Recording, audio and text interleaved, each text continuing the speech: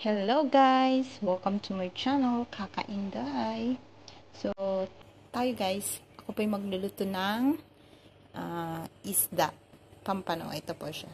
So, nilinisan ko na po siya guys. Tapos, kakamatisan po natin siya. So, bali, ang tawag po namin is sarsyadong isda.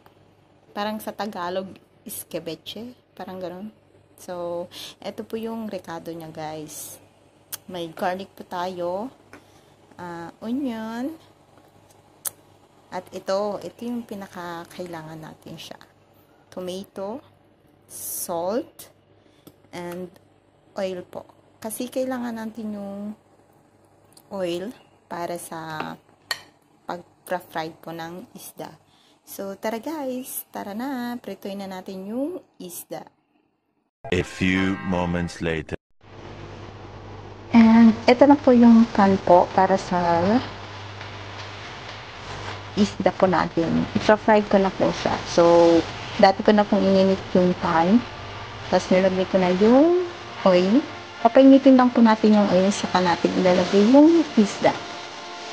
Ayan guys, nilagyan ko na ng konting salt yung ating pampano. So, ayan.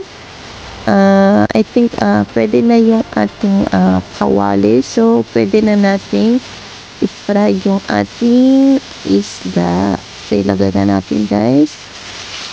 And takpan muna natin siya guys para hindi magsikaw-sikan yung kanyang mantika.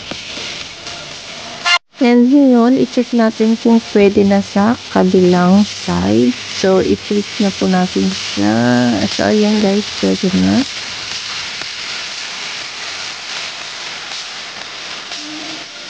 A few moments later.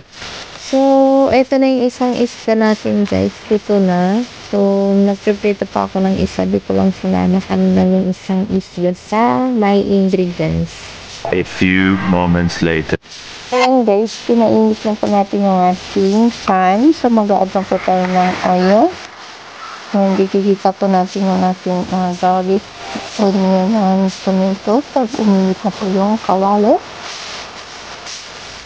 Ayan guys, i-add na po natin yung ating garlic. And haluin lang po natin siya. And wait natin siyang mag-brown ng konti. So, ayan. And I think pwede na natin i-add yung onion natin. So, add na po natin siya. So, halo-haloin lang ulit natin siya. And iluluto lang natin saglit yung onion. Then, i-add din natin yung ating tomato.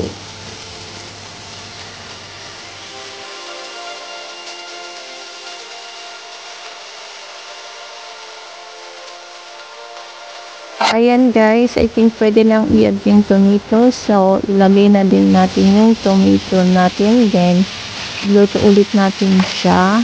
Hanggang yung parang madurog na yung tomato natin.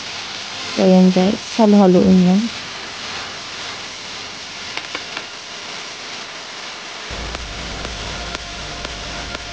A few moments later.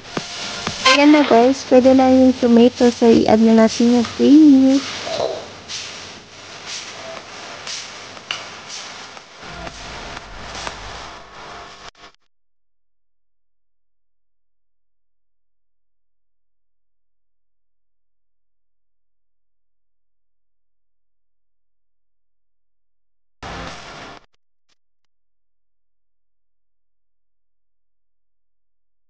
Ayan na guys, yung ating isda. So, I think ready na siya. So, i-serve na po natin siya. So, ayan guys, yung ating isda. So, ready to serve na. So, nilagyan ko lang ng spring onion on top. Optional lang naman po yan. So, ayan po yung ating ingredients. So, meron po tayong onion and ginger, and yung vinegar and garlic, soy sauce, black pepper and garlic, and yung chicken natin, and yung ating pork belly, and olive oil. So, ayun po yung ating ingredients sa ating mix adobong chicken and pork. So, tara guys, start na po tayo magluto. So, wait lang po natin uminit yung ating kaldero. Ayan guys, wait lang natin uminit yung ating oil. Then, i-add na natin yung ginger. Then, wait lang natin siyang mag-brown konti.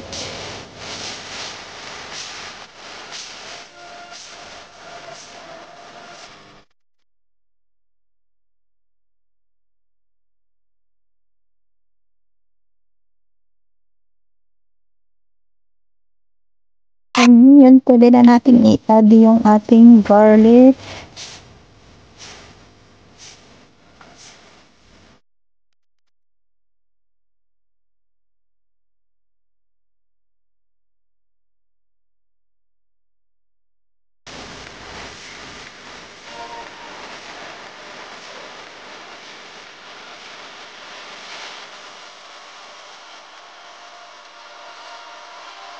And ayun guys, pwede na rin natin i-add yung ating onion. So, let's add it.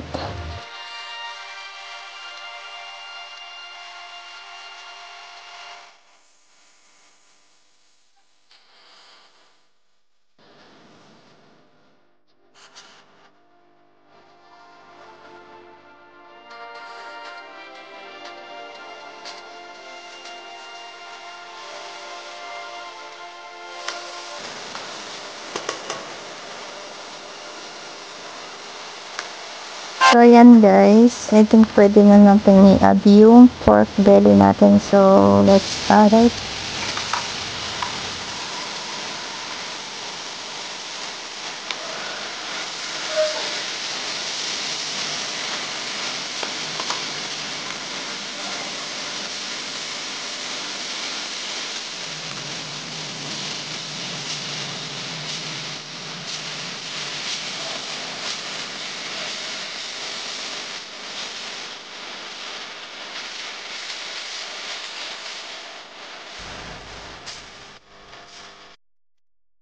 A few moments later. So, ayan guys. I think pwede na natin din i-add yung ating chicken. So, i-add na po natin. And haluin lang po natin siya.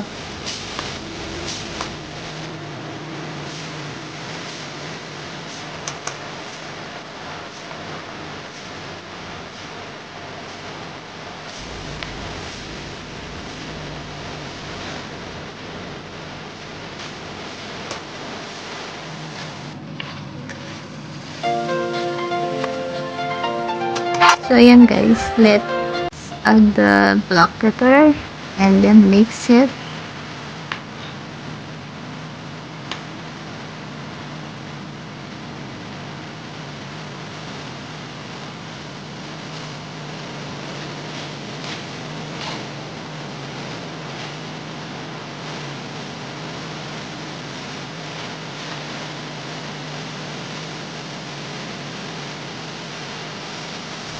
After we mix it, let's cover first.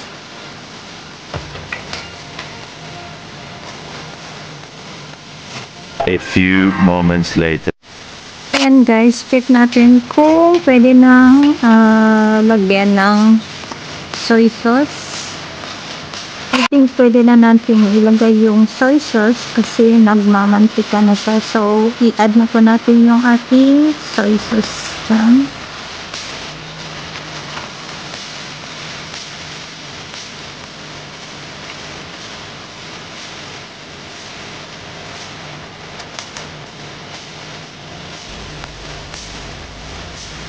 So, yan guys, ilagay na po natin yung soy sauce natin. Then, i-mix natin ulit.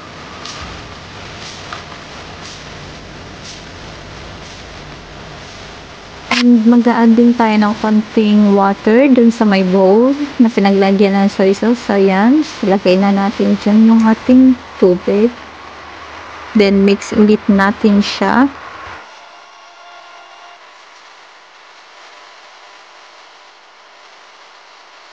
Then, next po natin i-add yung ating bay leaf. So, ayan guys, i-add na din natin yung ating bay leaf. And then, mix ulit.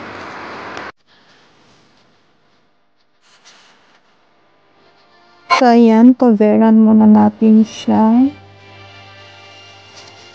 So, ayan guys, i-check muna natin kung kamusta na yung ating niluluto.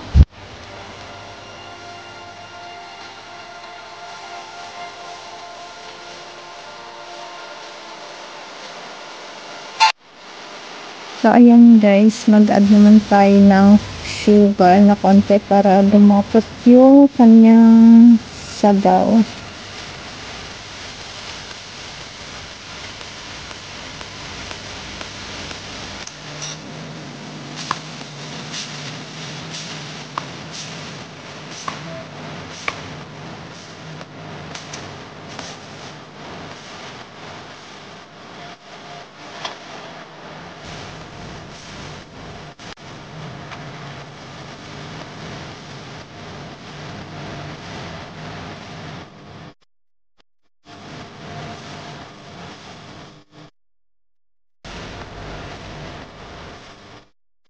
So, ayan guys, i-add naman natin yung ating vinegar.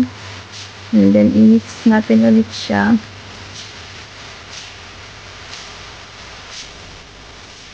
And guys, after natin siyang halu-haluin, coveran muna natin ulit siya.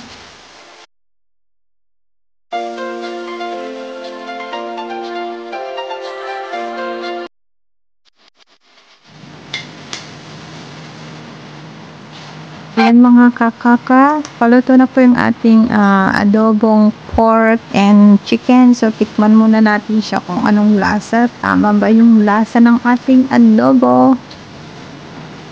Ayan mga kakaka, tama naman yung timpla ng ating adobo. So, papatay na natin siya. Luto na po yung ating adobo. So, may sabaw-sabaw siya kasi yan ang gusto ng aking mga alaga. So, tara guys, kainin na!